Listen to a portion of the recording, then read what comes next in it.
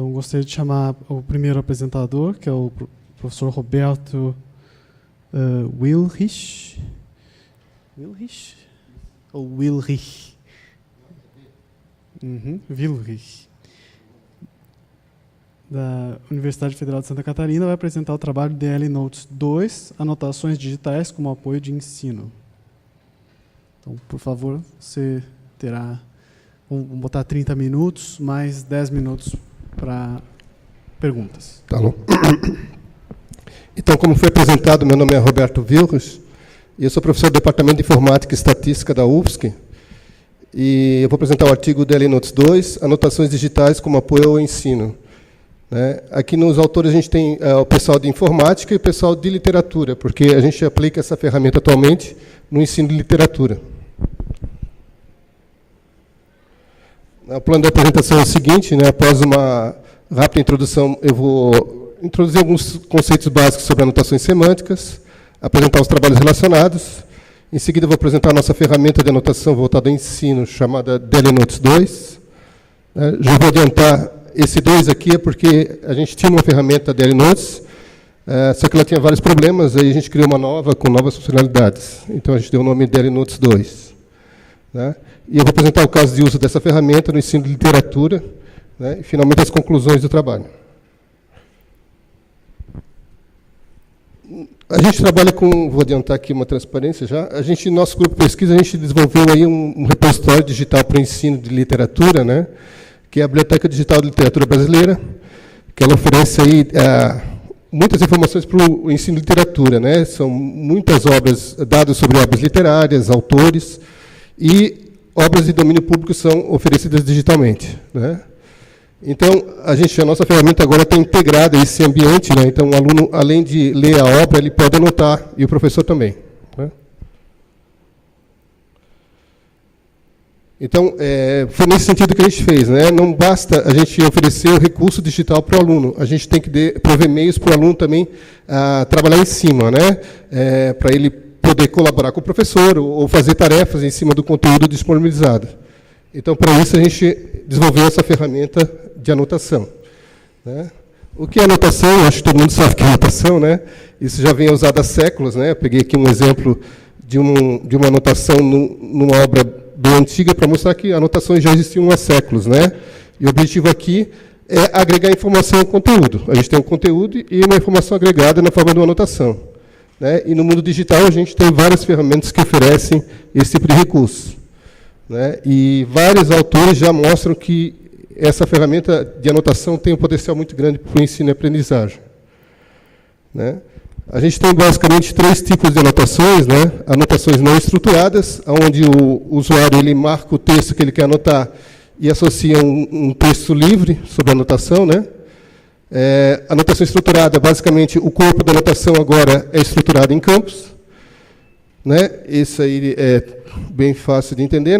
E a anotação semântica, que a nossa ferramenta também tem, é a ideia de associar ao alvo da anotação uma descrição formalizada do que está sendo anotado. Por exemplo, aqui Florianópolis, é a capital do estado de Santa Catarina, eu estou anotando semanticamente Florianópolis, e a anotação é um URL, para uma definição formalizada na ontologia GeoNames da cidade de Florianópolis. Então, esse trabalho, o objetivo dele foi apresentar a nossa ferramenta de anotações estruturadas e semântica em documentos HTML. A nossa ferramenta só funciona para documentos HTML.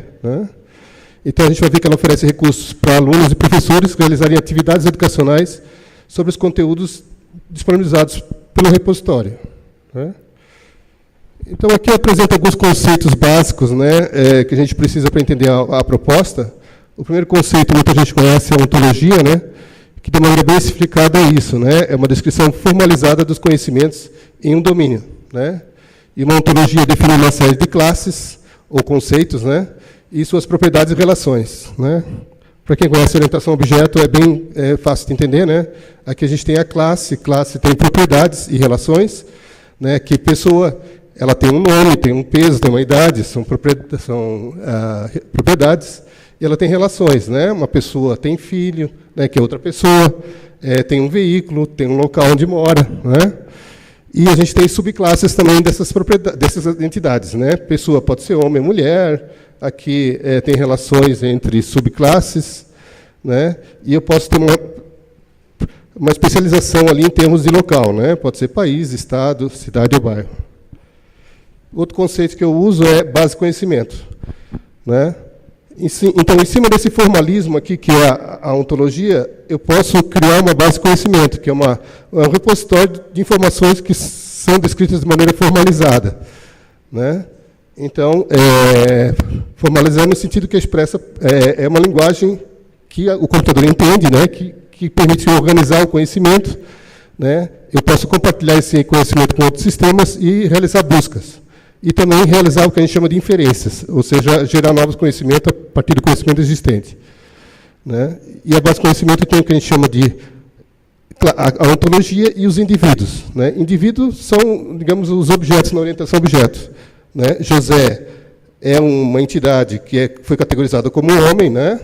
E que é uma pessoa, né? José tem filho que é Pedro, né? É casado com Maria, Maria mora em Florianópolis, e José tem um veículo, um Fusca, o Fusca de José, né?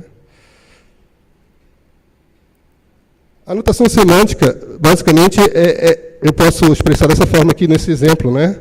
Onde eu estou anotando semanticamente José, né? A notação semântica é uma marca semântica, né? Uma tag semântica, que relaciona esse conteúdo, essa expressão, com o formalismo do que significa essa entidade. Então, aqui eu estou anotando semanticamente José, como esse indivíduo José. Então, o sistema já sabe tudo sobre José, né? Esse aqui é José, que é casado com Maria, que tem um carro, um Fusca, né? Que o filho dele se chama Pedro. Então, tem toda uma expressão formalizada do que é José. Os trabalhos relacionados que a gente localizou, né? A maioria deles não tem anotação semântica, né? E a gente vai ver depois por que isso é importante, né? E as ferramentas que têm anotação semântica são desse tipo aqui, ó. Eles associam um termo a um conceito numa ontologia. Só que essa ontologia é fixa, né? Não é o usuário que está anotando que vai ajudar a criar a ontologia, né? Então, a gente fala que a gente não está gerando conhecimento, gerando uma base de conhecimento em cima desse ato de anotar o conteúdo. A gente só está dizendo que José é um homem, que é uma pessoa, né? Mas eu perco toda essa informação aqui que poderia ser criado dinamicamente.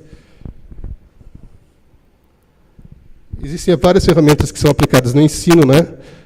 O Nukelane, né, que criou uma ferramenta de anotação de texto livre, né? Tem um texto, o usuário anota na forma de texto livre. Isso não é muito importante porque não é muito o computador não consegue interpretar texto livre, né? É muito difícil, até pode, né? Mas anotações semânticas são mais interessantes para processamento, né? Então a gente perde um pouco da semântica em cima da anotação, né? O Gerber propõe uma extensão do Firefox, né, que permite anotações estruturadas e anotação semântica, mas só que eles fazem anotação daquele tipo que eu mostrei anteriormente, né? Tem uma ontologia única, que é fixa, e as pessoas marcam semanticamente o conteúdo em cima dessa ontologia.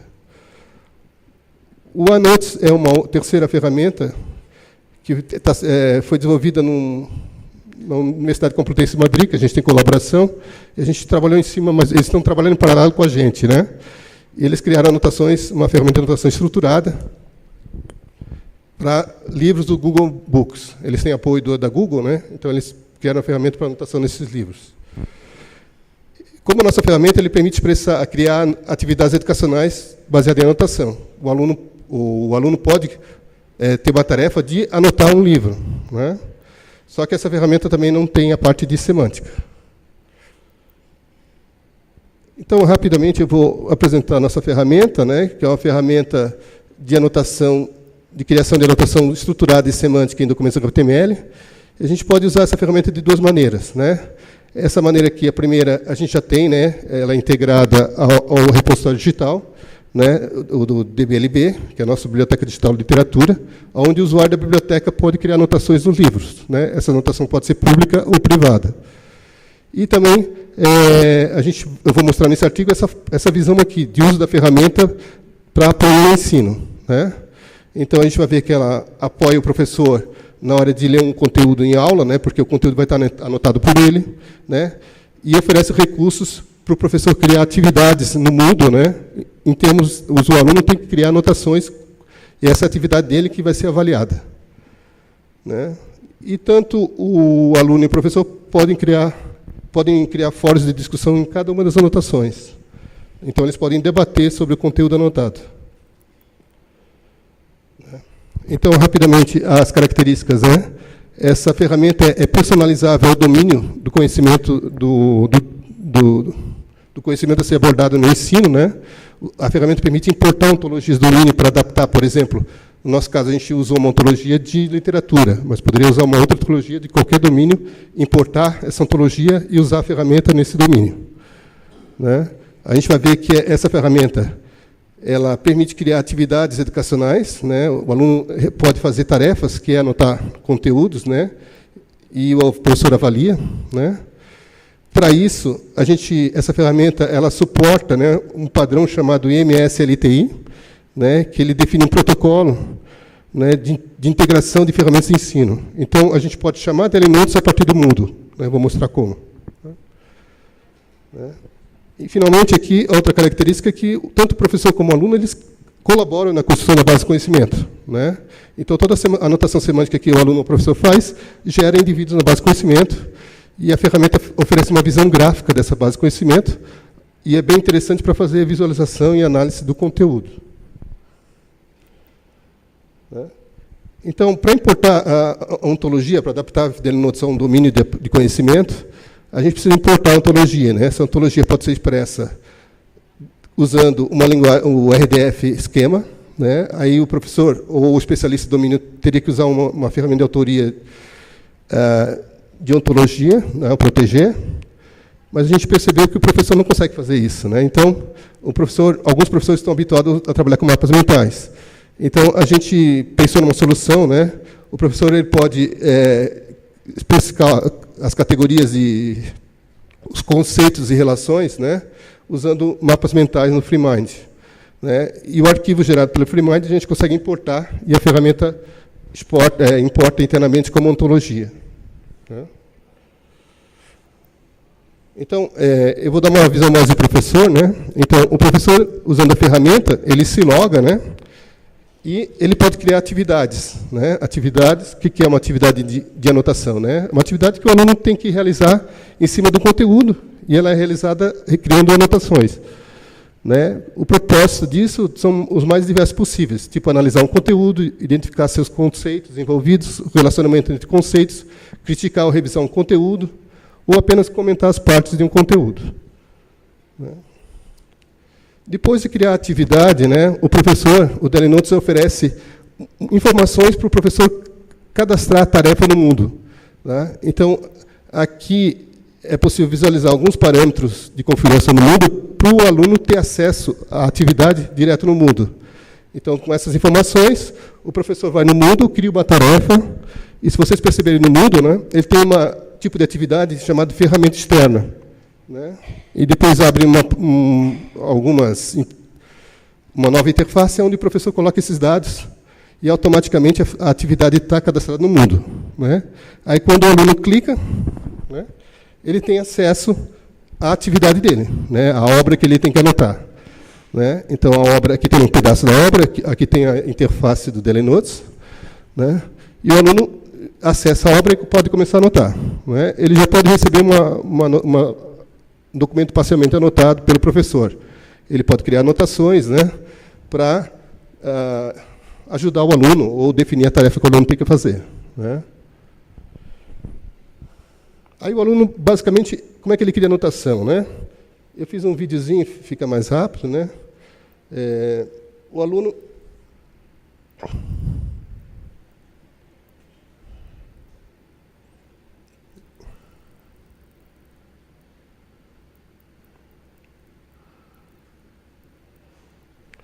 Basicamente, o aluno ele vai no conteúdo, ele simplesmente clica onde ele quer criar a anotação. Aí, com os colchetes, ele vai definindo o escopo. Ele está anotando o Capitu, uma personagem, né? Aqui, o tipo de anotação na atividade não tem, né? Foi muito rápido. Aqui tem a parte de anotação. Ele dá um título para a anotação, define um tipo, e aqui ele coloca o conteúdo que ele quer e salvar, né? A partir daí, ele cria a anotação, né? Aqui tem a anotação, aqui é aberto para ele editar novamente, fechar, excluir, né? E para abrir de novo, basta ele clicar, né? Aí outros alunos podem responder criando fóruns de discussão em cima da anotação. Tá? Ali eu excluí. Tá?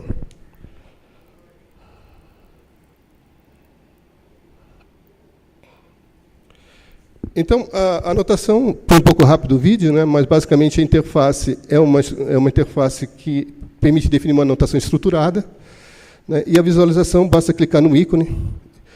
E, se for do professor ou pública de outros alunos, o aluno pode responder para discutir em cima do que o autor da anotação falou. Aqui tem um exemplo de anotação semântica, né? Aqui, nesse exemplo, o aluno está selecionando uma personagem de um livro Dom Casmurro, né? Que é José Dias. Então, basicamente, ele seleciona a personagem, define o tipo de anotação semântica, pública. Quando ele clica em criar, ele abre essa interface para gerar a anotação semântica. Então, a primeira coisa que ele tem que fazer é escolher a entidade, né, a classe que ele está anotando, né? Então, ali é uma personagem, né? Então, ele vai, clica aqui em personagem, abre as subclasses, ele clica pessoa, é uma personagem pessoa, e aqui tem as relações e propriedades dessa pessoa. Né? Ele pode preencher alguns campos, né? Ele é obrigado a colocar o nome do indivíduo, né? E o resto é opcional, né? Se ele quer anotar, ele anota, né? E quando ele salva, ele gera um indivíduo na base de conhecimento. Então, tanto o professor como o aluno, eles criam indivíduos na base de conhecimento. E como é que a gente visualiza esses indivíduos? A gente tem uma interface gráfica, né? Que a gente seleciona a obra, clica num botão para abrir essa interface, onde a gente pode ver visualmente os conceitos, os indivíduos e as relações entre eles. Né? E, nessa parte aqui, eu posso filtrar as classes que eu quero visualizar. Né? Isso aqui é importante para fazer diferentes tipos de análise. Por exemplo, se eu quero ver só os personagens, então eu só seleciono as personagens e eu posso ver as relações entre as personagens do livro. Ou eu posso clicar, filtrar tudo e deixar só ações. Então, eu posso observar o caminho do livro, né? Os eventos que ocorreram no livro. Então, se eu quero visualizar as personagens envolvidas nos eventos, eu habilito apresentar personagem. Aí aparecem as personagens. Né?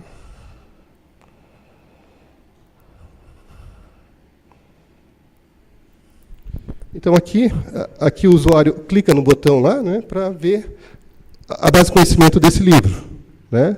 Aqui eu estou querendo ver todas as anotações de todos os usuários. Né? É claro que fica confuso, porque tem muita anotação semântica.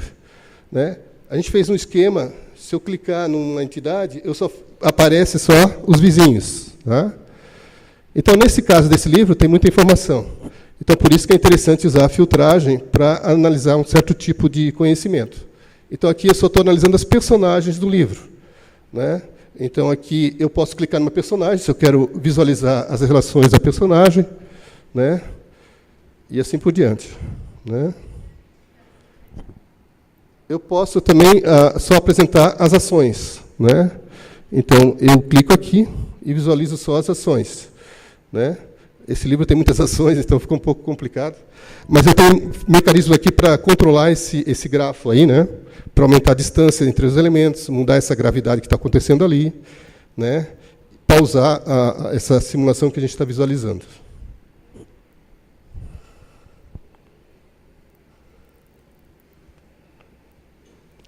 E essa visão gráfica também é editável. O aluno ele pode definir novas relações entre os personagens direto não em cima da obra, mas na visão gráfica. Né?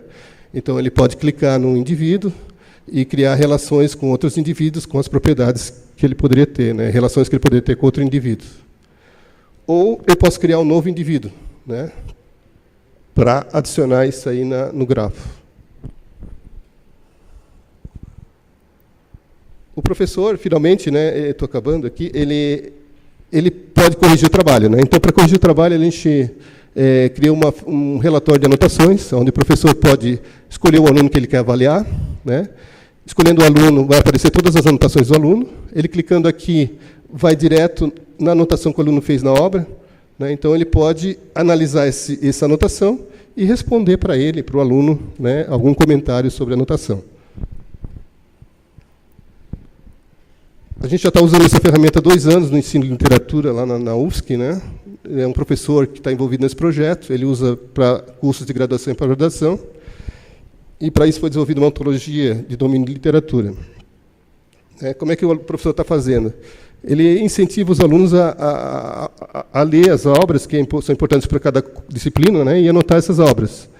Então, o professor ele pode anotar o conteúdo para explicar algumas partes obscuras, né, pode anexar material adicional em cima de algum tema, né, e o aluno é convidado aí a discutir as anotações que o professor faz e a criar suas próprias anotações, de maneira colaborativa. E também tem a possibilidade do professor solicitar tarefas avaliadas em cima de novas obras, né. O que o professor lá ele constatou, né, que eu resumo um pouco uma certa avaliação que a gente fez no artigo, né.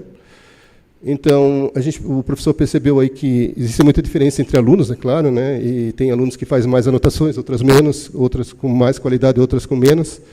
Eles fizeram uma parte de uma medida de quantidade quantitativa de anotações em 3 obras, né? Foram 982 anotações que foram analisadas, né? E o que o professor percebeu é que os alunos estão cada vez melhorando em cima da análise literária com o uso da ferramenta, né? No começo eles ficaram um pouco tímidos, né, com essa nova tecnologia, mas com o passar das atividades eles melhoraram a qualidade de anotação, né? E o professor constatou isso aqui, ele está muito motivado, né, com essa ferramenta, ele constatou uma melhora expressiva na capacidade de leitura e de reflexão sobre as obras literárias, né. A anotação revela muito que o aluno, a perspicácia do aluno e o interesse do aluno, né, e as discussões em sala de aula melhoraram bastante, né. Em termos de conclusão, eu já mostrei, né, nossa ferramenta, a gente considera que ela permite associar conteúdo, informação adicional ao conteúdo sendo anotado, né? A anotação pode ser estruturada de semântica, né? Existe um mecanismo para criar discussões, isso é importante para o curso, né? Para o aluno ou professor discutir as anotações dos alunos, né? E os alunos discutirem suas próprias anotações, né? E as anotações geram base de conhecimento, isso aí também é um forte da ferramenta, né? O aluno e o professor geram anotações semânticas que produzem indivíduos na base de conhecimento, né? E que pode ser visualizada, e isso facilita muito o entendimento da obra. E que a gente está testando isso aí no curso de literatura e demonstrou resultados promissores. A gente está ainda em aperfeiçoamento da ferramenta, né? A gente vai explorar mais a parte semântica agora, né? Criando ferramentas de busca semântica em cima das obras, né? Implantação de mecanismos de colaboração para construção e validação conjunta da base de conhecimento, né? Pode acontecer, por exemplo, de o aluno anotar errado a anotação semântica, isso não é bom para o base de conhecimento, então a gente está também precisando tratar esse problema de inconsistência e anotações incoerentes, né? E isso aqui é uma coisa mais específica, né, que a gente, como eu falei no início da apresentação, a ontologia permite o que a gente chama de inferência, né, produzir novos conhecimentos automaticamente. Então, a gente está provendo um módulo para o professor cadastrar regras de inferência para ser utilizada em motores de inferência.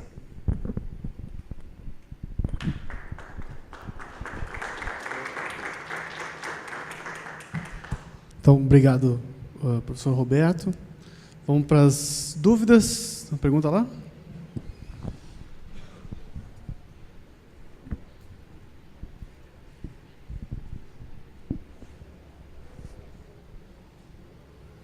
Boa tarde.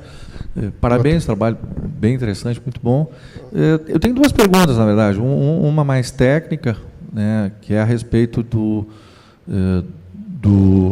gerenciador de bancos de dados, de bases de dados que vocês estão utilizando, e uma um pouco mais de pesquisa, que é a questão como é que vocês estão avaliando a qualidade da ontologia gerada pelo aluno, como é que se vocês estão pensando em algum mecanismo automatizado ou semi-automatizado de avaliação da qualidade dessa ontologia, para saber se ela realmente pode, né, servir para seguir sendo usada ou não.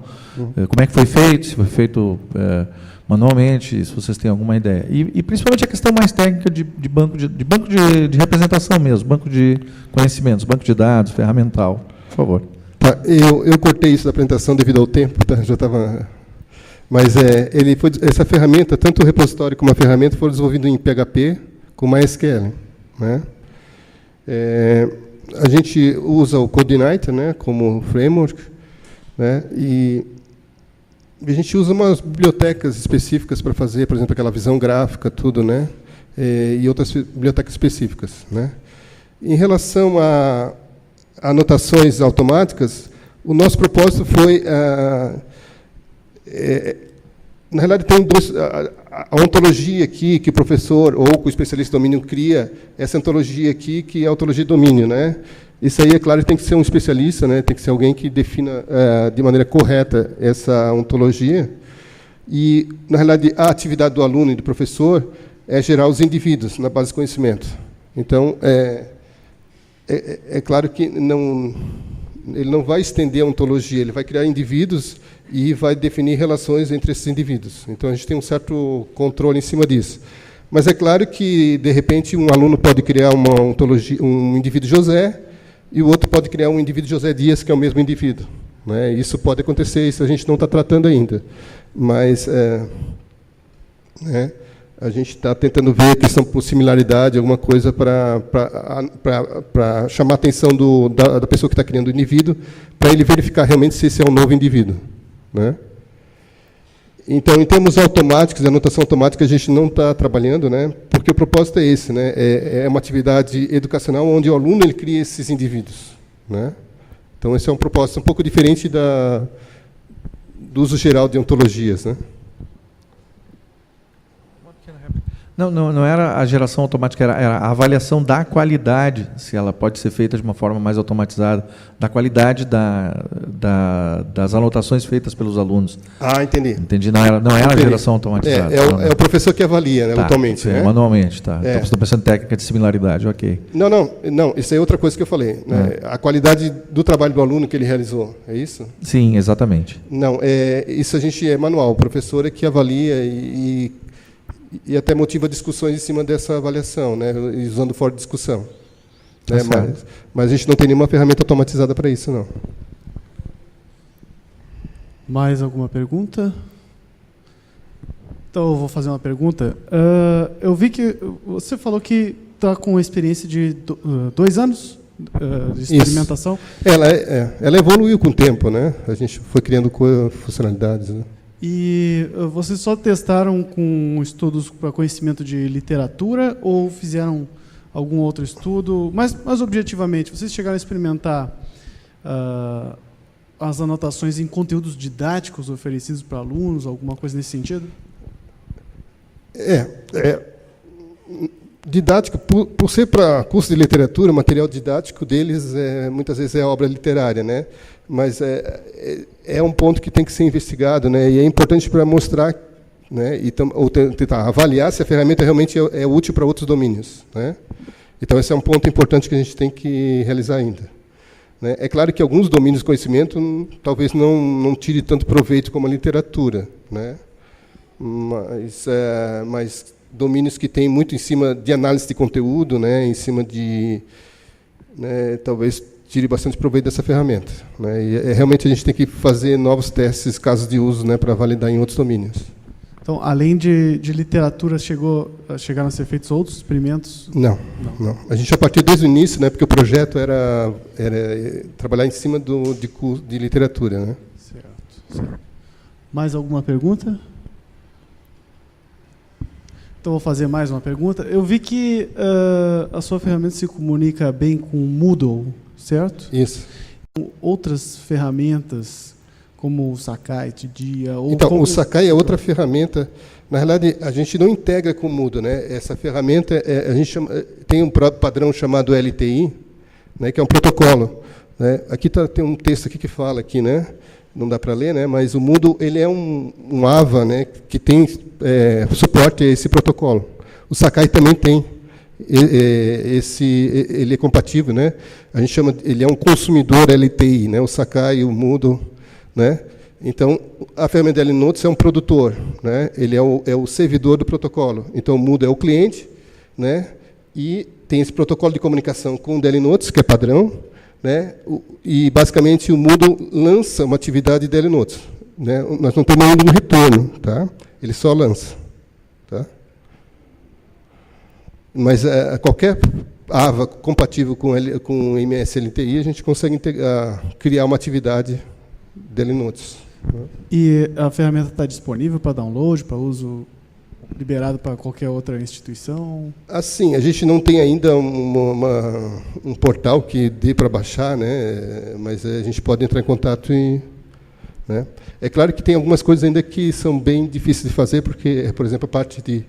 Tem coisas, a ferramenta está em desenvolvimento ainda, né? Tem coisas que é um pouco braçal, né? Mas para o usuário final, não. O usuário final, só a configuração em si, né? Tá bom. Mas é só entrar em contato. Parabéns pelo trabalho. Mais alguma pergunta ou não? Não? Então, vamos agradecer de novo ao professor Roberto.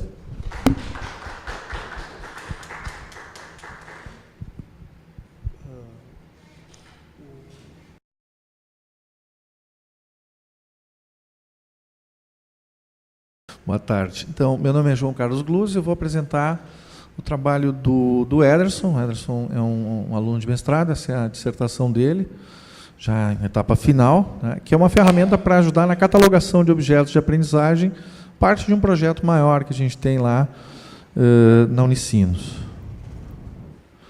O roteiro, né, vai básico, tradicional, uma introdução, uma metodologia.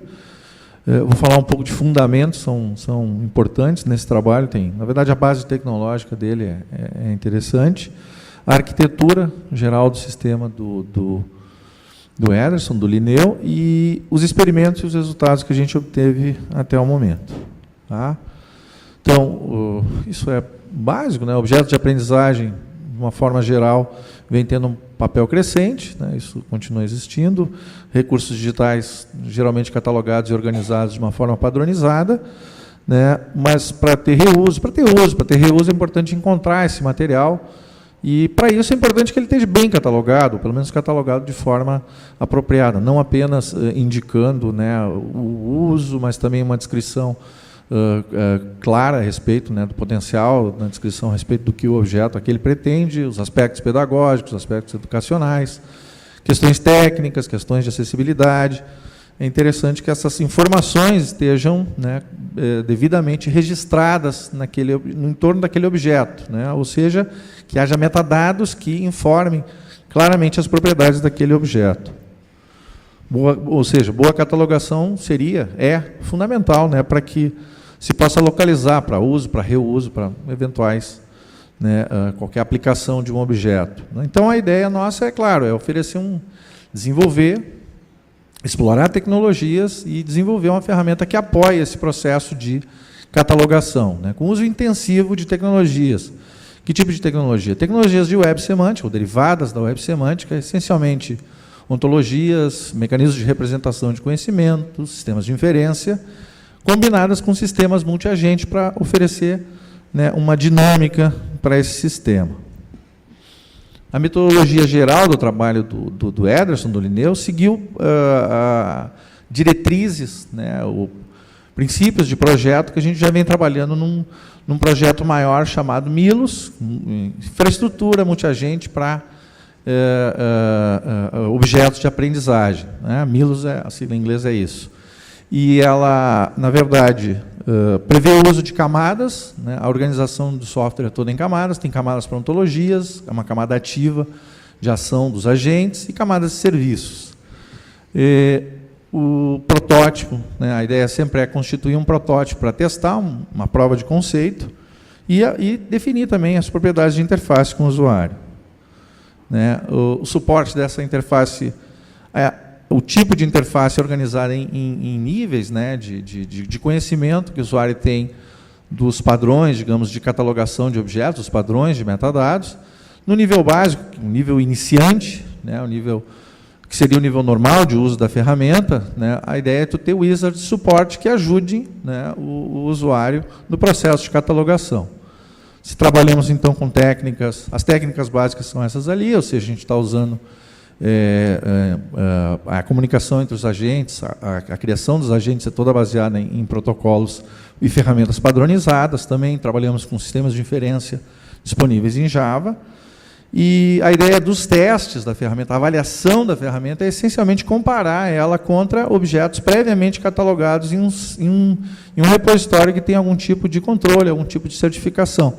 Por isso a gente acabou utilizando o BIOI, selecionamos um grupo de objetos e testamos, então, a comparação entre o que já estava previamente catalogado lá e com o uso, né, da nossa ferramenta, a criação, a recatalogação deles e aí a comparação a respeito de como ficou esses dois processos, o processo de catalogação feito pela ferramenta Linneus e a catalogação original.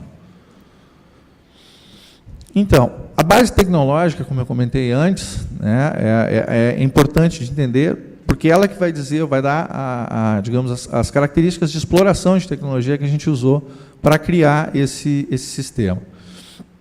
Então, o sistema Linneus é uma parte da infraestrutura Milos. O que é a Milos? A gente já vem trabalhando nessa infraestrutura já faz mais de 2 anos, e a ideia dela é oferecer um suporte completo ao ciclo de vida de um objeto de aprendizagem, ou seja, as várias atividades que tu vai ter em relação ao processo de criação de um objeto de aprendizagem, de uso, de busca, localização e eventual, né, administração. A ideia final desse projeto, o objetivo geral do projeto é explorar tecnologias, né, mais avançadas, ou seja, uso intensivo apenas de tecnologias vinculadas ou à web semântica, ou sistemas de representação de conhecimento, ou mecanismos de inferência, ou sistemas de organização, né, de aplicativos de software, de projeto de software baseado em agentes.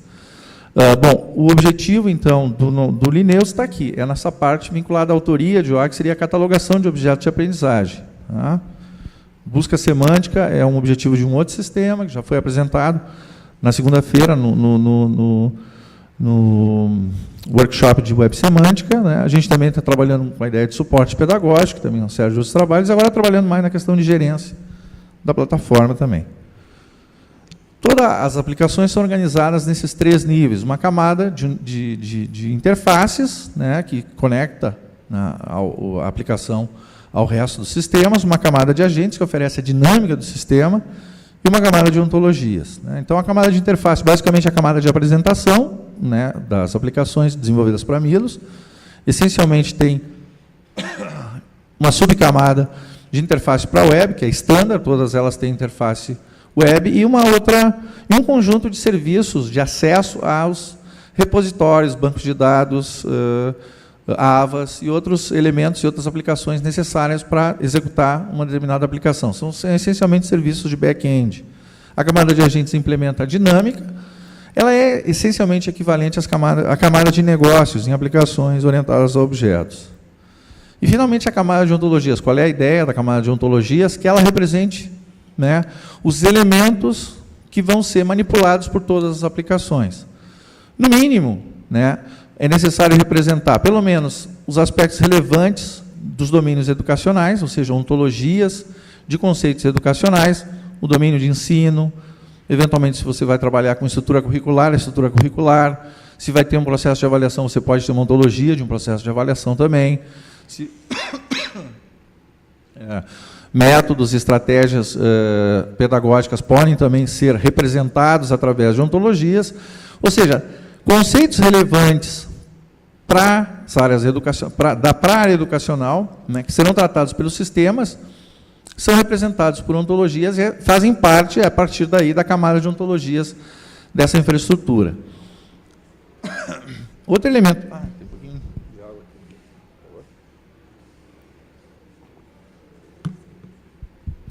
Outro elemento importante é o seguinte: a Milos não lida diretamente com os objetos de aprendizagem. Essencialmente, a gente trabalha com os objetos de aprendizagem no nível de abstração oferecido pelos metadados. Tá? Geralmente, objetos de aprendizagem são considerados em 2 aspectos. Os conteúdos, que são realmente o que são visualizados, acessados, lidos, que as pessoas interagem, que são né, é um material realmente educacional. E a parte que caracteriza, descreve as propriedades desses objetos, que são os metadados.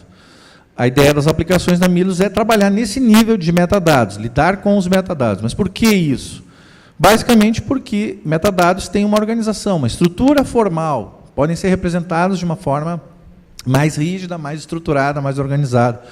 De uma maneira ou de outra, existem muito mais perspectivas de tratamentos por técnicas de representação de conhecimentos no nível de metadados do que no nível de conteúdos, onde o conteúdo é livre, pode ser desde um executável, um vídeo, um áudio, com dificuldades bastante grandes em termos de tratamentos de técnicas de representação, de manipulação de conhecimentos. Tá? Então, nós optamos por isso, dividindo essencialmente o problema em duas partes. Né? Óbvio que a gente está assumindo que os metadados existem e são de boa qualidade. Então, alguém tem que, né, preenchê-los e gerá-los. Uma possibilidade para isso é o uso, né, dessas ferramentas de catalogação. Ali, então, a ideia básica é que você possa usar aqueles dois tipos de técnicas que atualmente são disponíveis: ontologias e sistemas de inferência. Isso, porém, acabou levando uma interessante divisão na camada de ontologias lá que a gente vem trabalhando na Milos. Essencialmente, uma coisa é você ter ontologias de conceitos educacionais. Ontologias que descrevem, por exemplo, os conceitos vinculados a um domínio de ensino, a um conteúdo que deve ser ministrado. Ontologias que descrevem os métodos de ensino, práticas de ensino em um determinado contexto, né, em alguma determinada forma de processo de ensino e de aprendizagem. Outra coisa distinta são as ontologias que formalizam e representam os metadados. Se você vai trabalhar integralmente com técnicas de ontologias, você vai precisar disso. Vai representar os metadados também como um banco de dados e vai ter que ter uma ontologia que caracterize as propriedades desses metadados. E um banco de dados que seja representado de acordo com essa ontologia, um banco de conhecimento, segundo a apresentação anterior. Isso leva a uma diferença importante, porque é uma diferença semântica. Uma coisa é você ter a caracterização de conceitos, outra coisa é você definir as propriedades de metadados, onde você vai estar essencialmente interessado na caracterização e no tipo de valores, nos tipos de dados que dos dados ou dos valores dos metadados podem assumir. Então, o que acontece? Duas situações se tornam, né, interessantes, ou podem acontecer, com essa abordagem de uso exclusivo, digamos, de ontologias. Uma delas é o aspecto de que classes e relações, propriedades das ontologias de conceitos, elas se transformam em quê? Essencialmente em termos que podem estar vinculados, né, ou não aos conteúdos ou valores que aparecem nos metadados. Né?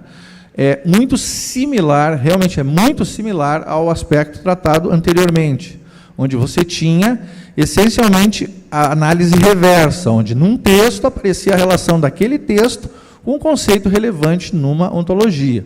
E o mapeamento era feito por uma anotação. Né? O problema genérico é esse, a questão é mapeamento linguístico. Como eu faço o mapeamento linguístico de uma ontologia de conceitos numa estrutura que, essencialmente, não está caracterizada dessa forma. Né? A ontologia de metadados, por outro lado, ela é mais focada, eu estou falando da ontologia porque a gente está usando essencialmente um tipo de metadados, são os metadados OBA, mas nada impede de ter uma ontologia para metadados Dublin Core ou outro tipo de padrão de metadados. O problema vai ser exatamente o mesmo. Né? Então, o que essa ontologia fornece? Fornece uma espécie de estrutura de representação das informações de metadados, onde, de uma forma ou de outra, se espera que aqueles conceitos, né, das ontologias de conceitos educacionais sejam mapeados. Né?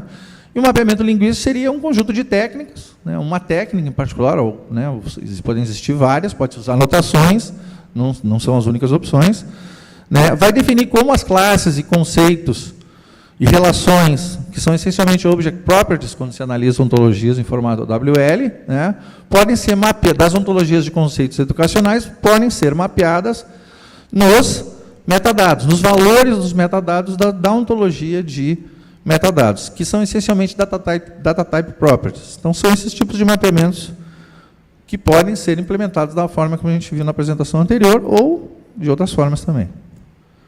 Além disso, quando você usa múltiplas ontologias, também não é o caso do trabalho anterior, mas é o caso do que a gente vem trabalhando, existe uma questão importantíssima, mas aí, é claro, tem que ser no mesmo nível, que é alinhamento semântico. Você pode ter uma ontologia para representar, por exemplo, o conteúdo de ensino de matemática no ensino médio.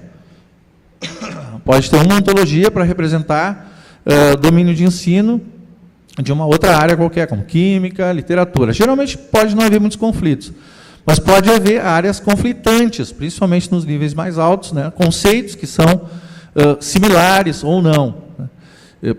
Por ser feitos por pessoas diferentes, né? As ontologias sofrem dessas possibilidades, né? Dessas questões. Nem sempre se pode assumir que elas são disjuntas, muitas vezes elas falam, se referenciam a termos e conceitos similares que de uma forma ou de outra estão associados, tá? Isso é um problema que existe, é um problema importante, é um problema complexo, que se chama problema de heterogeneidade semântica. Existem algumas técnicas, não são solução para tudo, mas são técnicas de alinhamento semântico que permitem resolver, de uma forma automática ou semi-automatizada, aspectos, né, de problemas de heterogeneidade. Tá? Os sistemas que a Milos usam várias e exploram várias dessas técnicas, tanto para mapeamento linguístico quanto para alinhamento semântico. Tá? No MS Search, que é o sistema que foi apresentado na segunda-feira, se usa especificamente técnicas similares, com anotações para resolver o problema de mapeamento semântico e também para resolver o problema de alinhamento semântico e de mapeamento linguístico. Aqui o Linnaeus usa um mecanismo completamente diferente, por causa do tipo de aplicação em si. Em primeiro lugar, a gente assume que as várias ontologias a serem analisadas, elas são essencialmente distintas. Então, você não considera uma ontologia macro, uma meta-ontologia alinhada, mas as diversas ontologias. O que o Linnaeus trabalha é essencialmente com um sistema de inferência baseado em regras de produção, que opera num processo de inferência interativo, onde são buscadas informações do usuário, comparadas com informações, né, conceitos existentes nas ontologias e nos metadados, na estrutura dos metadados, na ontologia de metadados, para identificar qual ontologia é a mais apropriada, de acordo com as necessidades do usuário, para ajudar na catalogação de uma determinada categoria, de um conjunto ou de um grupo de metadados. Né? A seleção, então, é feita por um processo de inferência baseado em regras de produção, e esse processo ocorre não é uma inferência que você inicia, ela executa até o fim, mas é um processo de inferência que existem pontos onde são entradas novas informações. O mapeamento de termos linguísticos ocorre da mesma forma. Uma vez definida qual ontologia vai ser usada para ajudar na catalogação de uma determinada categoria ou grupo de metadados, você tem que mapear, então, aqueles elementos da ontologia nos conteúdos dos metadados. Mesma forma, processo de inferência, baseado em regras de produção, com entradas, né, interativo com entradas do usuário. Então, falta quanto? Tem tempo. Então, a arquitetura do sistema Linnaeus. O objetivo, então, é fornecer uma ajuda no processo de catalogação, um processo semi-automatizado, né? Não é ser totalmente automatizado. Como eu comentei antes, é um processo de inferência onde ocorre, né, inputs ou entrada de informações do usuário. Ele leva em conta, então, as ontologias que a gente tem, né, disponibilizadas originalmente para Milos, né, de conceitos educacionais, e a ontologia de metadados do OBA. São várias tecnologias que a gente empregou aqui, mas essencialmente dá para classificar elas da seguinte: são uma pilha meio, não muito bem equilibrada, em cima, tecnologia de interface, Java, JSF, é uma aplicação web.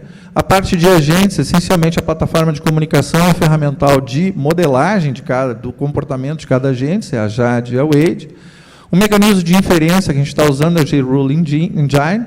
E na parte de suporte de ontologias é integral, né, o suporte a ontologias baseadas, quer dizer, tanto o banco de dados quanto o mecanismo de inferência usam integralmente tecnologias nativas, né, de repositórios semânticos em OWL e em RDF. Não se usa nenhum banco de dados, como MySQL ou qualquer outro tipo de banco de dados. A gente trabalha direto com a representação e usa direto em cima de banco de dados RDF. Então, é uma parte do sistema de autoria, ali tem uma caracterização geral da arquitetura em camadas desse sistema, na verdade, replica parcialmente a estrutura de camadas da Milos, com as ontologias específicas. Tem a questão da camada, da parte de suporte ao banco de dados, e a comunicação entre os agentes ali. Casos de uso. É relativamente simples, a gente tem essencialmente 3 modos de operação no sistema, uma interface iniciante, uma interface intermediária e uma interface expert. Para quem já trabalhou com ferramentas de catalogação, tipo a ferramenta de catalogação DSpace, a interface expert é essencialmente uma versão do DSpace para o OBA, né? Ou seja, permite editar todos os metadados do OBA, um por um dos 130 itens ou 135 itens de metadados, organizados mais ou menos de acordo com a estrutura de agrupamentos e de categorização.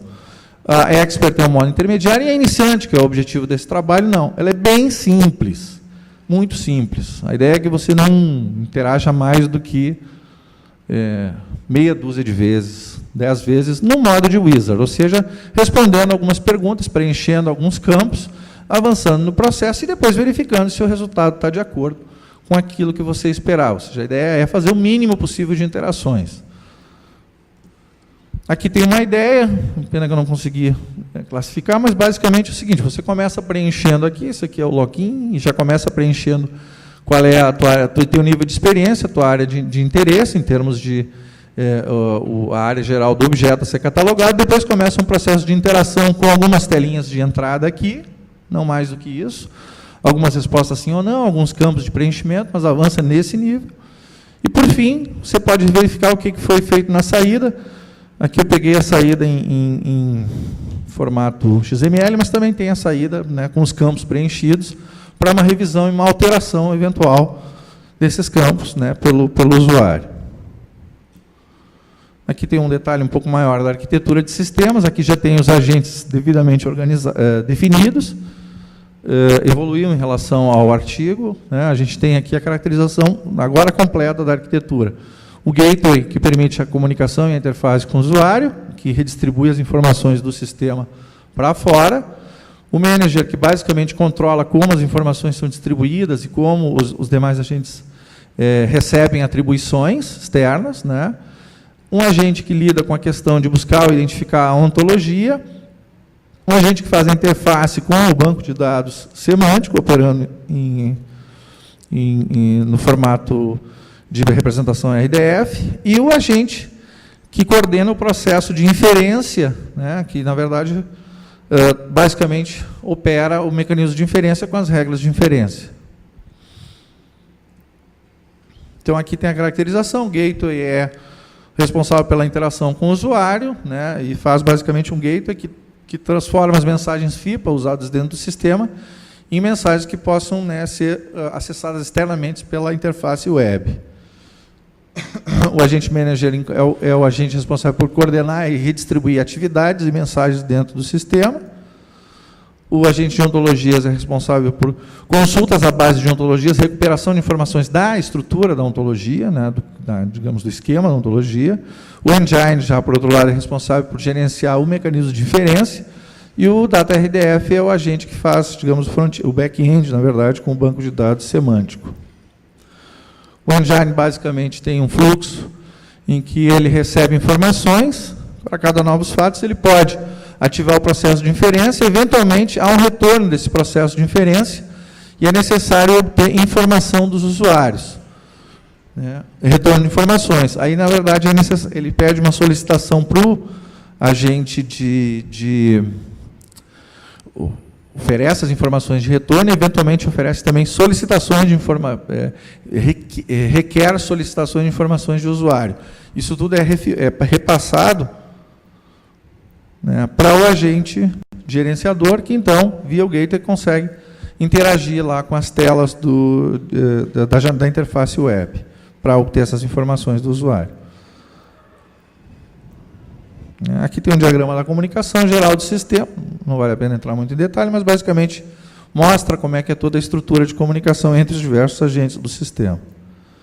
Aqui tem um exemplinho das regras de inferência. Essas aqui são regras técnicas, basicamente para identificar a partir do tipo, sendo informar, o usuário basicamente tem que informar, claro, tem que fornecer, além das informações a respeito do objeto, tem que informar onde é que esse objeto está localizado, né, onde é que ele vai ficar armazenado. Basicamente é a URL que permite acessar o conteúdo. A partir desse conteúdo, existem, por exemplo, regras técnicas que permitem inferir determinados metadados a respeito, né, metadados técnicos a partir do formato do arquivo, tamanho do arquivo, essas informações. Esse é o conjunto de regras. Além disso, essas aqui basicamente não fazem interface com o usuário. Quando uma regra faz interface com o usuário, o que acontece é que a ação da regra é essencialmente solicitar uma informação do usuário e, a partir daí, o processo, né, para nesse instante, mas à espera de novas informações. Experimentos e avaliações. Então, o processo está bem preliminar, mas a gente conseguiu pelo menos fazer alguns testes. É importante fazer essa avaliação. A gente, para avaliar a usabilidade e um pouco da usabilidade e algumas características de qualidade, o que a gente optou? Buscar objetos armazenados lá no BIOS. A gente selecionou 10 objetos de aprendizagem e fez, então, uma série de experimentos. Tá? Na avaliação da usabilidade, a gente verificou basicamente a quantidade de interações para gerar um mesmo conjunto de metadados, né, em comparação se eu tivesse que usar uma interface em modo especialista ou uma interface como o DSpace que não tem, que tu é obrigado a gerar metadado por metadado. Né. Na avaliação de qualidade, né, foi feita uma comparação do que foi gerado efetivamente, né, para cada um dos objetos pelo Linneus com o que havia originalmente. Note-se que quem gerou os metadados, né, não era especialista nos objetos obtidos. Tá? Quem fez o processo de geração não é especialista naquelas áreas. Então, a comparação depois, sim, foi solicitada para quem conhecesse a respeito da questão, fizesse uma análise da comparação em termos de qualidade. Tá? Então, na usabilidade, a gente analisou a quantidade das interações, né, feitas no Linneus, o número de interações, simplesmente contou o número de interações, o número de vezes que o sistema solicitava informações do usuário, em comparação com o número de campos que deveria ser preenchido no modo especialista, ou então numa ferramenta em que tu é obrigado a preencher todos os campos de metadados. Né? Aqui a gente tem, então, esses resultados e os objetos selecionados. Tá? O que a gente pode observar é, essencialmente, o seguinte: o número de interações que a gente tem no Linneus é nessa faixa, 11, 13, 15, 17 aqui nesse caso, enquanto que a quantidade de metadados gerados nesse processo, o número de itens de metadados gerados, está enumerado aqui, 47, 51. Nesse caso, né, com 11 interações, cada interação simples, essencialmente uma resposta sim ou não, preenchimento de um campo de formulário, preenchimento de um texto, né, se compara a um número, né, nesse caso aqui, 23%, foi apenas necessário 23% das interações para gerar um número bem maior. Então, de uma forma geral, pelo menos para esse conjunto restrito, vinculado a ensino de matemática, a gente trabalhou basicamente com ontologia de matemática, de ensino médio, pelo menos se conseguiu um índice, em termos de número de interações, razoavelmente menor. Tá? Na faixa dos 27% ali. A qualidade é um pouco mais complexa, em alguns casos nem tanto, metadados técnicos são fáceis de comparar, né? Ou eles têm ou não têm, e geralmente eles caracterizam as propriedades, tempo de duração, formato, que tipo de sistema operacional se aplica, esse tipo de coisa. Então, isso é relativamente simples. Alguns metadados não são tão simples, mas também nem sempre são preenchidos. Né? Mas, tipicamente, a descrição, que é texto livre, o uso educacional e uma série de outras informações em que se pode colocar texto livre, elas se tornam mais complexas na comparação. Bom, mas um probleminha interessante é que o Dublin Core, né, desculpa, o BIOS usa os metadados DCMI qualificados. Então, ele tem um conjunto que é diferente do OBA. O que a gente usou foi uma tabela que mapeia esses metadados. No caso, são 21 metadados utilizados para esses objetos aqui, para aqueles 10 objetos. E desses 21, são 21 itens, né, elementos de metadados têm equivalentes no BIOS, no OBA, e um deles, o country, o país de origem, não tem no OBA. Então, esse teve que ficar fora da análise. Aqui tem a tabela que a gente utilizou, né, basicamente a relação entre alguns campos, como esses aqui, a data de submissão e acesso foi a data da contribuição, e na data da contribuição tu pode classificar nesses elementos aí. Palavras também, keywords, tem campo de keywords, né, desse subject keywords, equivale a keyword ali, e assim vai. Na verdade, a gente fez uma análise e mapeou os metadados. Aqui o que a gente tem basicamente é o seguinte: em termos gerais, em termos de número de metadados e similaridade, o que a gente obteve foi basicamente o seguinte: foram gerados então 18 metadados que puderam ser comparados, né, em comparação ao que havia no BIOI. Isso equivale, né, são dos 22 metadados que havia, a 86%. Aqui ele conseguiu gerar 17, né, 81%, e assim subsequentemente. Tá? Isso em relação, né, ao que estava lá no BIOI. Por que lá na outra tabela a gente tinha 47 metadados aqui gerados? Basicamente porque no OVA tem uma série de outros metadados que não tem equivalente no BIOI. Tá? Então a gente só comparou aqui aqueles que são equivalentes no BIOI. Daqueles 40 e poucos, 50 metadados que foram gerados, somente 21 poderiam ser analisados. Desses 21, nós geramos 18, ou 17, ou 19, e assim subsequentemente. Tá? Quanto à qualidade de cada metadado, bom, em termos dos vários tipos de metadados técnicos, né, a data de contribuição, os metametadados, isso basicamente não há nenhum problema. A questão toda é na descrição. Aqui tem um pequeno exemplo que deve mostrar mais ou menos as diferenças que existem. Por exemplo, então, o metadado aquele aqui eu não coloquei qual é o objeto, no artigo tem. Então, a caracterização o programa apresenta a conjectura, né, esse é o que está caracterizado lá no BIOI. O programa, o objeto de aprendizagem é um programa, apresenta a conjectura do problema 3 vezes mais 1 e discute curiosidades em torno dela, né, para mostrar que, mesmo parecendo verdade, matemáticos só consideram verdadeiro que aquilo que é provado lógica e matematicamente. Isso está na descrição geral do objeto. Basicamente é isso que tem lá, não tem muito mais além disso na descrição. O que o Linneus gerou? Né? Essencialmente, que é um objeto para matemática do ensino médio com conteúdo de matemática do ensino médio em sistemas lineares na área de equações lineares. Tá?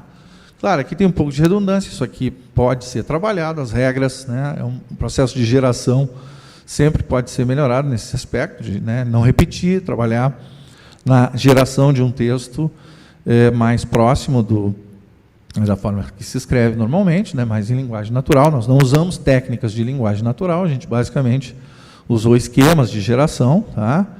Então, sempre se pode melhorar. Mas, em relação às características, o que tu tem? Em termos de generalidade, o texto do Linneus apresenta o conceito geral e a área específica que esse objeto se aplica e caracteriza claramente que lida com equações lineares. Né?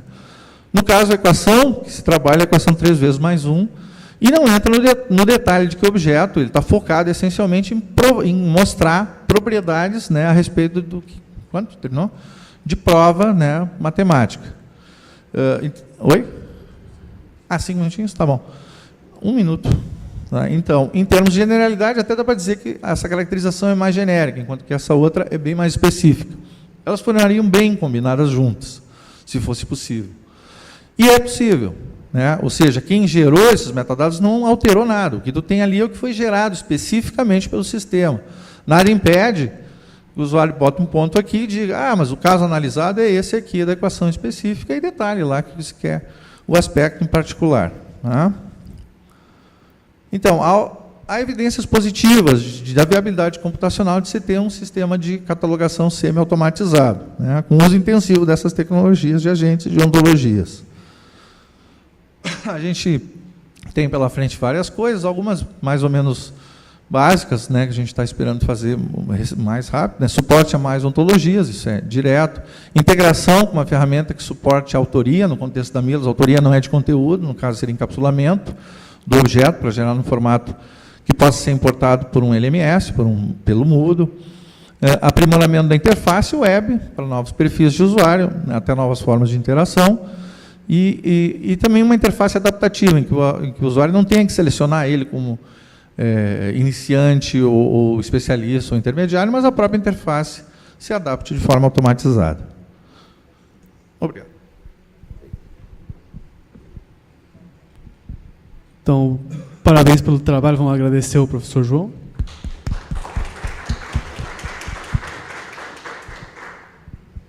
Dúvidas, perguntas?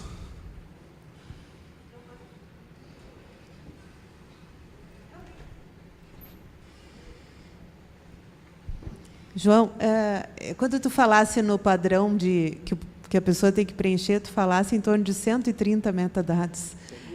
Do OBA. Porque a gente está implementando, mas a gente está usando o DSpace na URGS, né, para implementar um repositório. Sim. Né? E a gente ficou buscando e acabou adotando o LOM para fazer essa descrição. Tu acha que ele é suficiente para atender isso? Nesses padrões que tu... Porque uma questão que surgiu há pouco tempo é que o LOM, por exemplo, não atende a acessibilidade, não considera. Então, antes da gente terminar, né, tu tem alguma recomendação? Olha, sinceramente... Tem um microfone em cima da minha... Alô? Está funcionando. Sinceramente, se tu está interessado realmente em aplicação educacional, eu acredito que o OBA é uma possibilidade bem interessante, no sentido de que ele é uma evolução do LOM. Ele foi pensado como uma evolução do LOM. Ele não é digamos, a escola dele não é muito do Dublin Core. O Dublin Core é um pouco diferente. Ele começou com anotações de metadados para qualquer coisa da web, e depois, que era o antigo Dublin Core, de 13 itens, coisa e tal, e depois evoluiu para o Dublin Core qualificado, que é esse que a gente vê com ponto, ponto, ponto, coisa. Esse aí tem literalmente centenas, tá, de metadados. Ele é bem complexo. Eu não sei te dizer quantos eles já têm definidos atualmente. Eu até não sei se eles têm um controle razoável, tá? Mas o pessoal faz extensões meio rápido. Ambos são... Provavelmente o Dublin Core agora, o qualificado, é bem mais complexo que o OBA, que já era mais complexo que o LOM.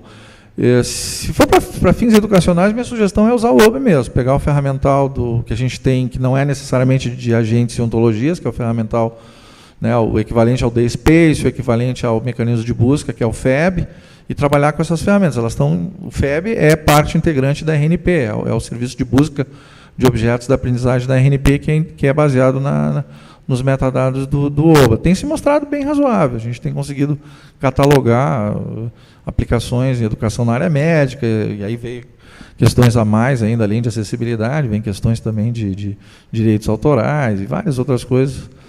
Né? Sugestão, né? Mas também é aquilo, é do gosto do cliente. Tá? Mais alguma pergunta? Eu tenho uma pergunta.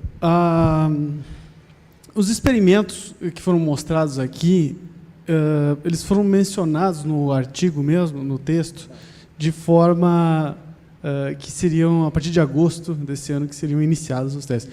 Todos esses resultados apresentados aqui foram de agosto para cá? Sim. Sim. E como serão os próximos experimentos para validar a ferramenta? Essa é uma pergunta.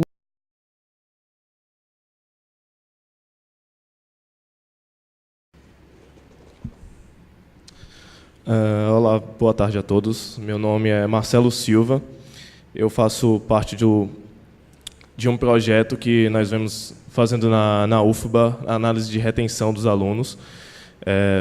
Eu vou apresentar aqui o trabalho, uma parte do nosso trabalho que nós fizemos, fazendo um estudo de caso do curso de Sistemas de Informação, utilizando regras de associação para identificar quais fatores de retenção na UFBA em relação à grade de disciplinas e as disciplinas. O roteiro da apresentação é básico, eu vou falar apenas um pouco da introdução com trabalhos relacionados, falar um pouco da análise de retenção, que a gente teve que fazer uma modificação no termo de retenção daqui do Brasil, estipulado pelo MEC, a definição das técnicas e os dados que nós utilizamos, resultados, conclusões e referências. No Brasil, está tendo um grande número de cursos abrindo por causa do Reúne. Então, vários alunos estão entrando no ensino superior, só que, infelizmente, vários alunos estão passando muito tempo de se formar. Eles acabam passando o tempo médio ou até mesmo o tempo máximo, e isso causa um custo para a universidade, e também para a sociedade, porque aquele aluno ele não se forma, ele não vai trabalhar, ele não vai gerar renda, então isso é um custo também. E, por causa disso, as universidades começaram a criar pesquisas e alguns projetos para identificar quais são os fatores que estão retendo os alunos, por que os alunos estão ficando retidos. Nós fizemos uma revisão da literatura. É importante salientar que a análise de retenção no exterior ela já vem acontecendo desde a década de 30. Aqui no Brasil, infelizmente, a retenção só foi começar a ser estudada, acho que na década de 90, quando o MEC estipulou o que era o termo retenção. Então, dos autores aqui, Nandeschel ele fez uma revisão da literatura, onde ele mostrou não só algoritmos de mineração de dados e também alguns modelos probabilísticos e alguns modelos estatísticos que analisavam a retenção. Na maioria das vezes, os dados que eram utilizados eram estados socioeconômicos, coeficiente de rendimento, se o aluno morava com os pais, se ele morava fora da cidade, entre outros. Só que Nandeschel ele falou que os atributos que mais contribuíam para a retenção eram status socioeconômico, coeficiente de rendimento e notas nas disciplinas. Zhang ele aplicou o algoritmo Naive-Bayes em um data warehouse, identificando se o aluno estava propenso a ser retido ou não.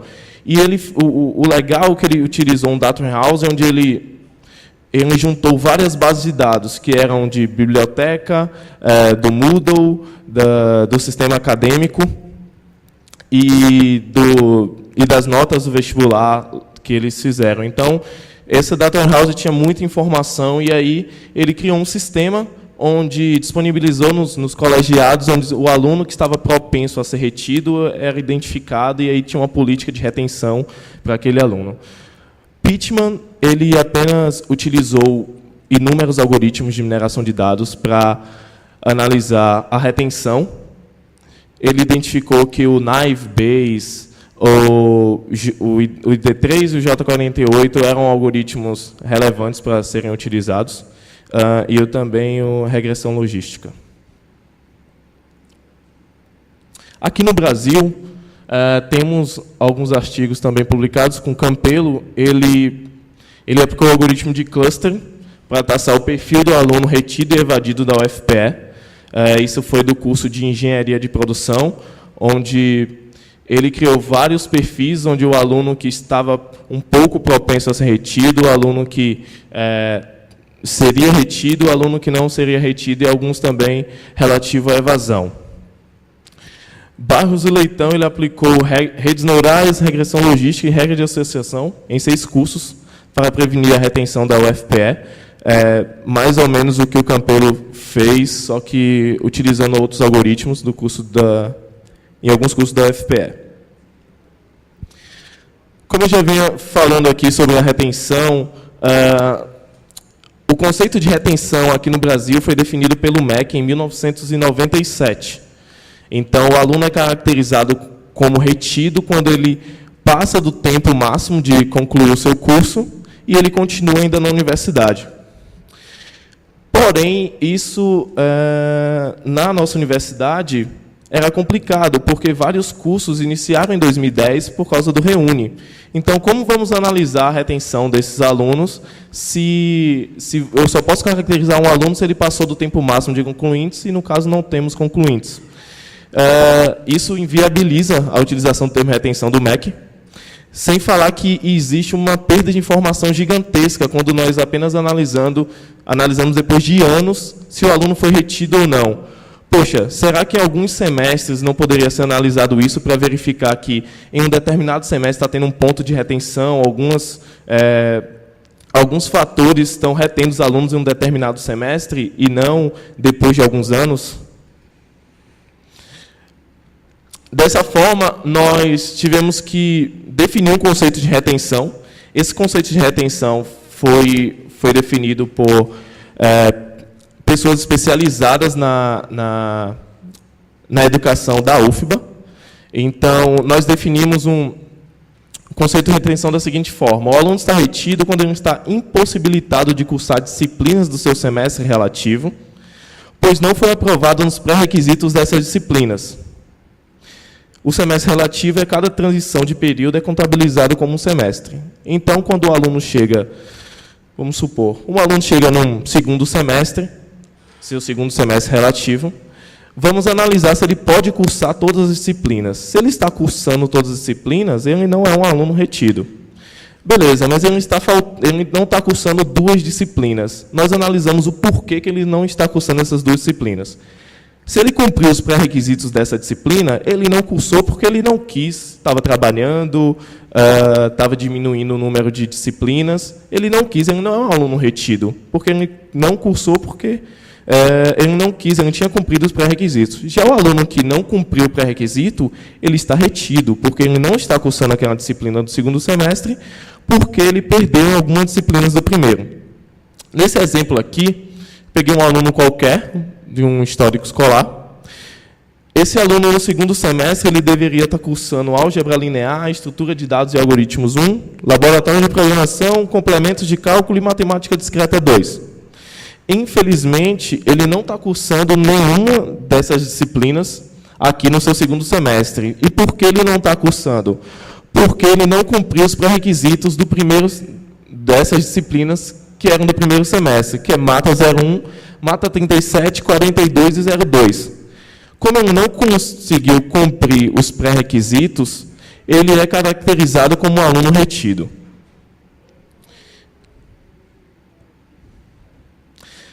Dessa forma, depois de definirmos o nosso conceito de retenção, nós buscamos analisar: existem disciplinas que estão retendo os alunos, existem disciplinas que são oferecidas em um mesmo semestre, disciplinas juntas que são oferecidas em um mesmo semestre, que ela contribui com a retenção.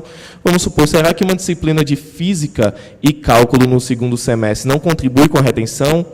É necessário que essas 2 disciplinas fiquem no segundo semestre? Por que não colocar cálculo no primeiro e física no segundo?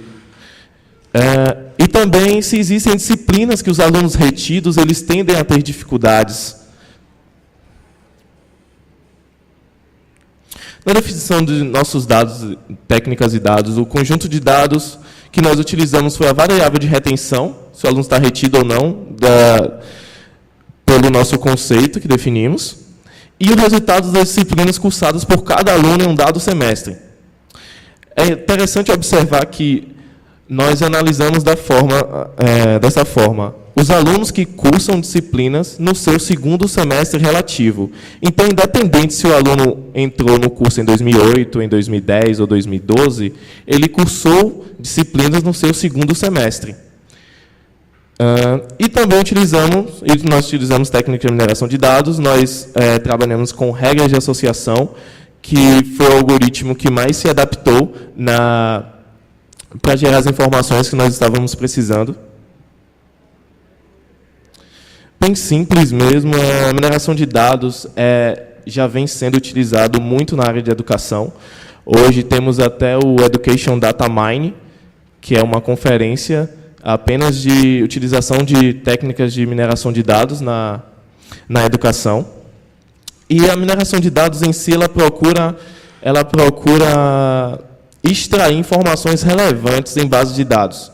Consultas que nós não conseguiríamos com apenas um SQL, a mineração de dados ela pode trazer informações relevantes.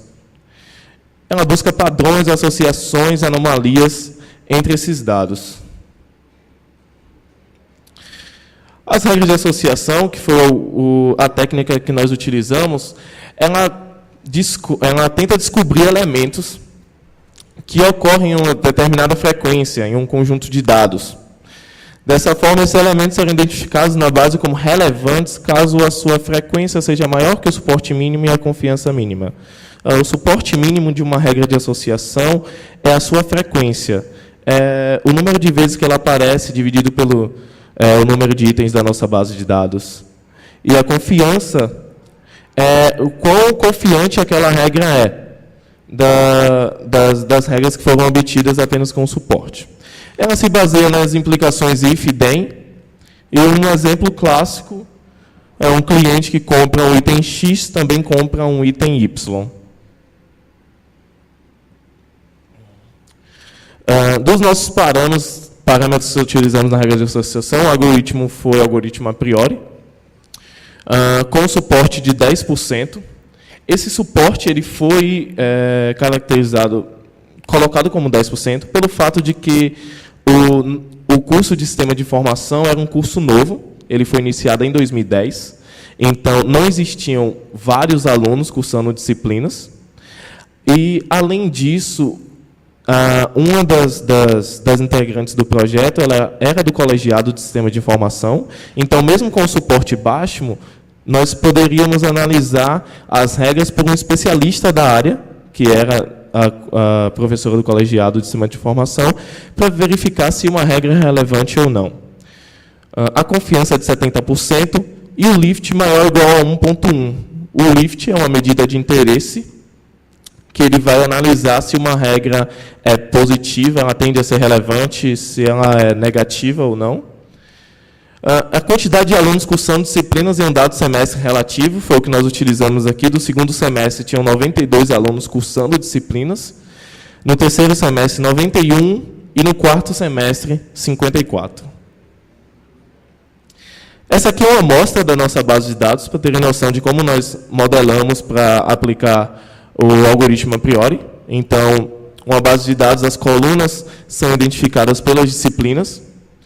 E as linhas com os alunos e seus respectivos resultados. É interessante observarmos que, nesse caso mesmo, tem mata 02 diz 2. Essa informação está dizendo que o aluno que cursou a disciplina pela segunda vez, a mesma disciplina.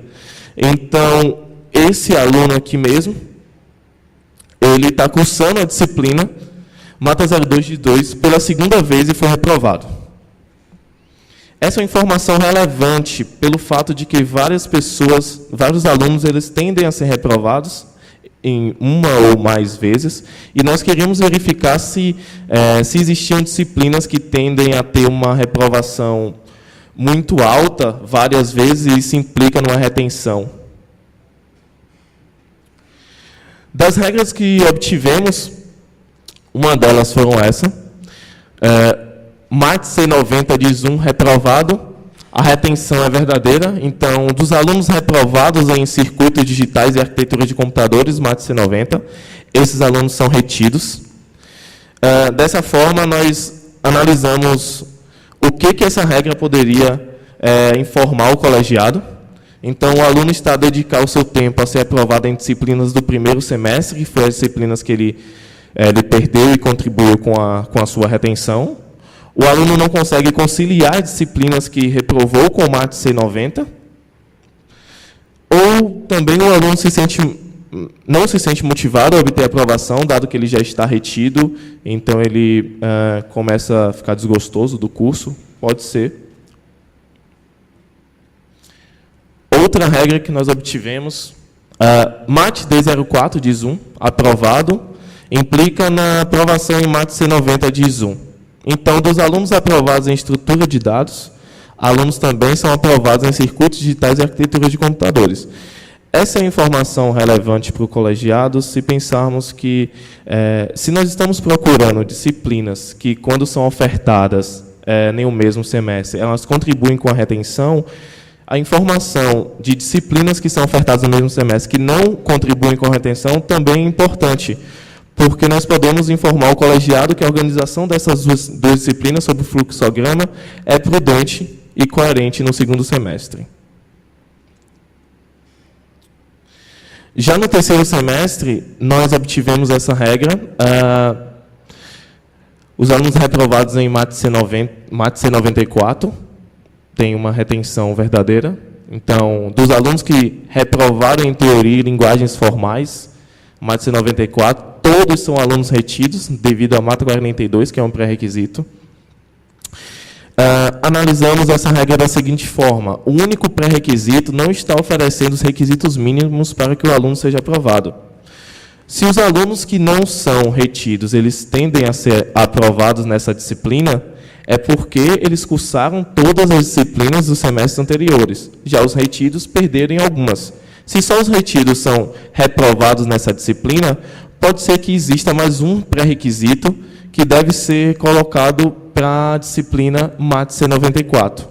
Então, analisar as disciplinas que fizeram com que os alunos ficassem retidos para serem incorporados como pré-requisito em MAT C94.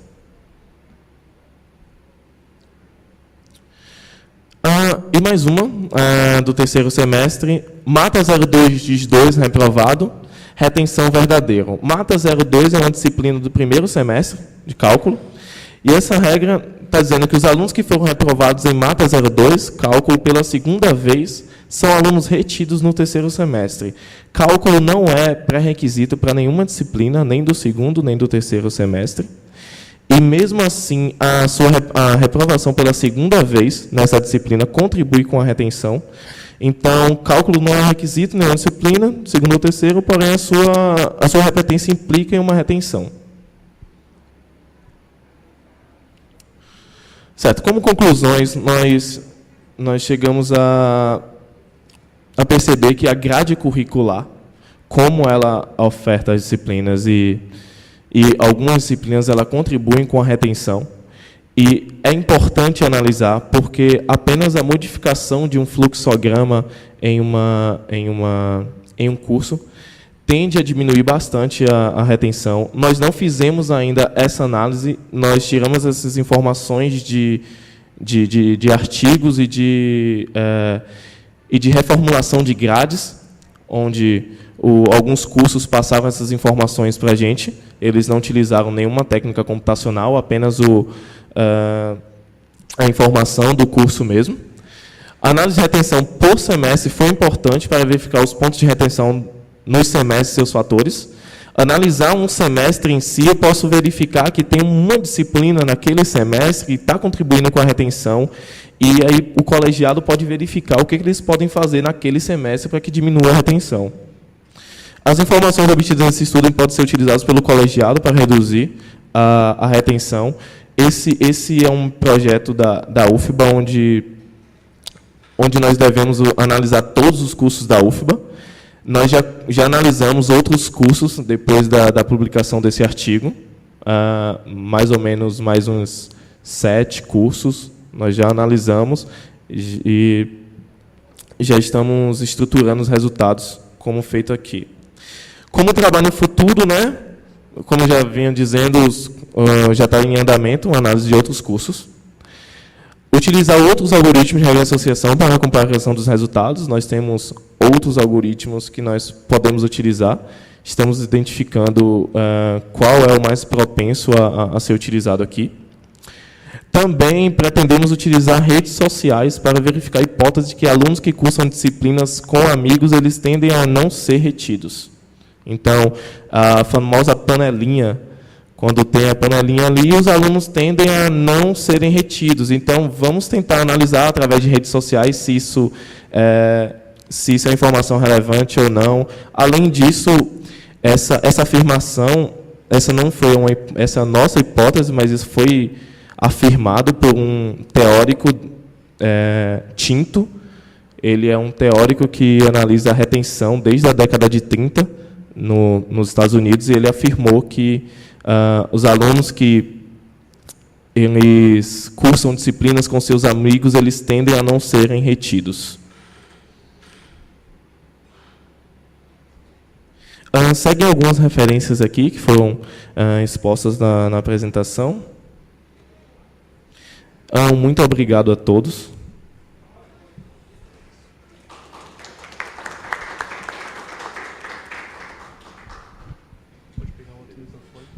Então, obrigado, Marcelo. Parabéns pelo trabalho, muito interessante, bastante praticável o estudo para utilizar os dados. Alguma pergunta? Você quer dar um recado? Só um recado rápido. Se alguém precisar de ir para a rodoviária às 4, vai sair uma van às 4. Tá? Às 6 horas, logo ao final do evento, sai o ônibus que vai passar para a rodoviária, desculpa, para o aeroporto. Então, sai uma van do aeroporto às 4, e às 6 sai o ônibus que vai para os hotéis e vai também para o aeroporto. Tá ok? Então, como é que é? Às 4 e... A van às 4. Van às 4 O ônibus passa às 6 e também vai para o aeroporto. e ônibus para o aeroporto às 6. E rodoviária?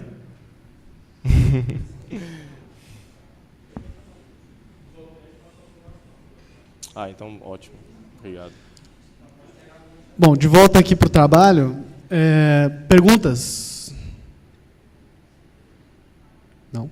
Bom, eu tenho uma pergunta, Ótimo. então, que é o seguinte. Na verdade, eu tenho 2 perguntas e uma provocação. Ótimo. Então, vamos lá.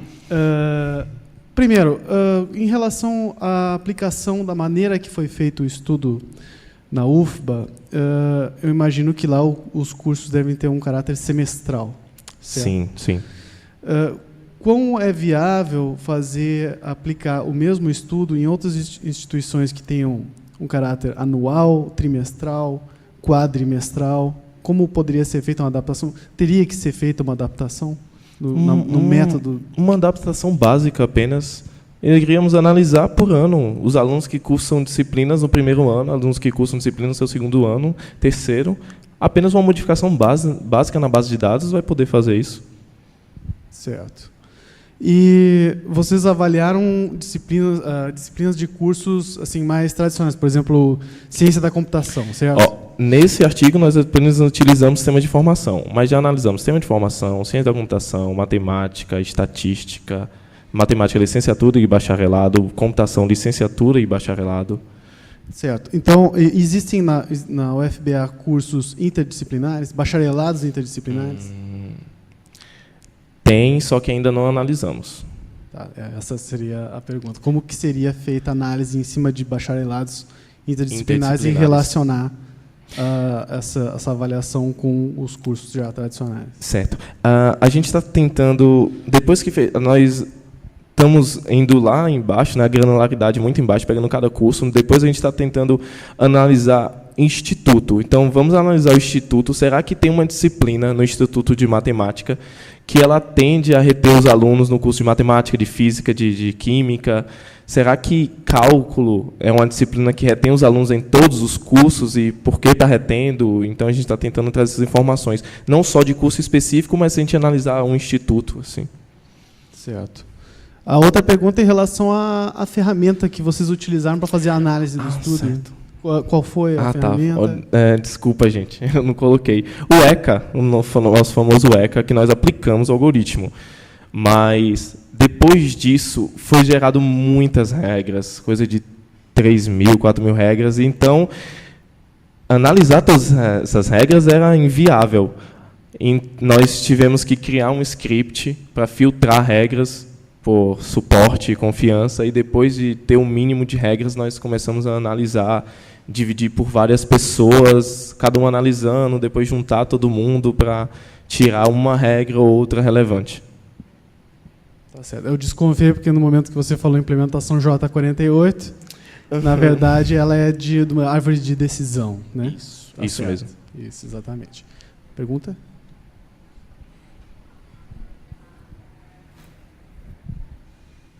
Obrigado, Marcelo.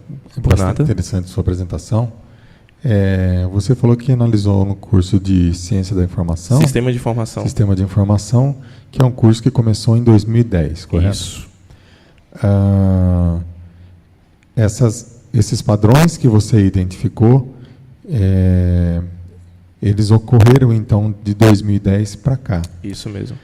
Em cursos que já se iniciaram há mais tempo, cursos que já têm muitos anos, você falou agora, né, que fizeram análise em outros cursos também. Precisa de alguma técnica diferente para fazer uma análise em relação ao tempo? Será que os padrões que você identifica nos semestres atuais ocorreram com turmas passadas? Nós pegamos essas turmas passadas. Como eu estava explicando, os alunos que cursam disciplinas no seu segundo semestre, todos os alunos passaram para o seu segundo semestre. Então, eu peguei o aluno que cursou em 2007, o aluno que cursou em 2008, o aluno que cursou em 2012. Então, eu não pego uma turma só e analiso. Eu pego todos os alunos que cursaram a disciplina no segundo semestre. Sim, mas de 2010 para cá... Certo, não foram muitos alunos que cursaram disciplina. Eu estou pensando num curso que, por exemplo, já tem 10 anos. Certo. Né? Eu dou exemplo Ciência da Computação. Nós fomos analisar a Ciência da Computação, tinha dados desde 1960. Só que aí nós estávamos analisando o que era pertinente de informação atual para a pesquisa. Analisar dados de processamento de dados, que era um antigo curso de ciência da computação, não era viável porque tudo modificou. Então, a informação que nós iríamos obter era para um curso que não existe mais. Além disso, a gente foca também muito na grade curricular atual daquele curso. Vamos supor que a grade curricular de ciência da computação em 2000 é totalmente diferente da grade curricular da de 2008. Dessa forma, a informação que nós iremos obter se juntássemos todas as grades seria inconsistente, porque aquela disciplina de 2000 não está sendo mais lecionada, a disciplina, segundo semestre eram 5 disciplinas, agora são 7, e aí modificou tudo. Então, a gente tenta analisar mais o atual, para que seja relevante para o colegiado, para verificar a retenção. Ok, obrigado. Nada. Mais alguma pergunta? Tá, então vou fazer a minha provocação. Ótimo, continue. Seguinte, quando um aluno ele é tido como retido, Isso. certo? Significa que ele não é permitido ele fazer a matrícula numa disciplina em que ele não foi aprovado, numa disciplina de pré-requisito. Isso. Certo? Ele não cumpriu o pré-requisito daquela disciplina. Obrigatoriamente, então, ele não pode. Então, ele obrigatoriamente atrasou o curso. Isso. Certo. Não atrasou, né? Porque como a gente analisa por semestre, o aluno que está retido, vamos supor, no terceiro semestre, ele pode não estar no quarto. Ele pode pegar a disciplina que ele estava precisando no terceiro, mais as disciplinas do terceiro, chegou no quarto, não está mais retido. Mas ele consegue terminar o curso no tempo indicado. Sim. Tá certo. Agora a provocação. Continue. Caso fosse possível fazer a matrícula na disciplina que exige o pré-requisito, o aluno não foi aprovado numa disciplina de pré-requisito, mas se ele pudesse matricular-se nas duas. Certo. A quebra de pré-requisito. Exatamente. Pelo estudo, o aluno passaria a não estar mais retido. Na sua opinião, você acha que isso, de maneira geral, iria diminuir a retenção na prática, em termos de tempo de duração do aluno dentro do curso? Ótimo. A gente já fez essa pergunta para... Por que não? Porque isso acontece atualmente lá na UFBA. A quebra de pré-requisito é muito difícil. Para o aluno quebrar pré-requisito não é fácil, e quando acontece é um caso ou outro. Então, nós analisamos até na nossa base de dados se tinham vários alunos, e não. Tinha um ou outro aluno que conseguiu a quebra de pré-requisito e cursou aquela disciplina. Então, ele era um ponto fora do plano. Então, não vai inviabilizar a aplicação e os resultados. Mas é uma ameaça, sim. Se formos analisar uma instituição ou um curso que é muito fácil você ter uma quebra de pré-requisito, aí sim é uma ameaça total de como está sendo feita a pesquisa. Certo. Mas eu digo na prática, você acha que aumentaria ou diminuiria ou permaneceria na mesma quantidade de tempo o aluno, caso fosse permitida a quebra de pré-requisito? Eu acredito que iria diminuir, sim. É complicado, porque se o aluno pegar várias disciplinas, ele pode se complicar mais ainda. Então, ele pode perder na disciplina que ele estava fazendo com que ele estava retido, mais as disciplinas que ele está cursando. Isso eu acho que é uma pergunta muito difícil. Tem que ter muito estudo para ter uma afirmação dessa. É complicado. A pergunta é motivada por uma situação que eu passei na época que eu fiz faculdade, há 15 anos atrás, em que eu fui aprovado na disciplina de estrutura de dados 2 antes de ser aprovado na estrutura de dados 1. Mas isso me motivou ainda mais a fazer mais estudos e levantar minhas notas em outras disciplinas também. Sim. Porque na universidade que eu fiz, o bacharelado, permitia a quebra de pré-requisito. Então, se for possível levar essa discussão mais adiante, acredito que poderia, talvez, provocar algo na universidade que pudesse, de repente, mudar o quadro atual? Sim, obrigado. Vamos discutir sim, com certeza. Mais alguma pergunta? Mais alguém, por favor? Não? Então, muito obrigado, Marcelo. Por nada, que é Parabéns. isso.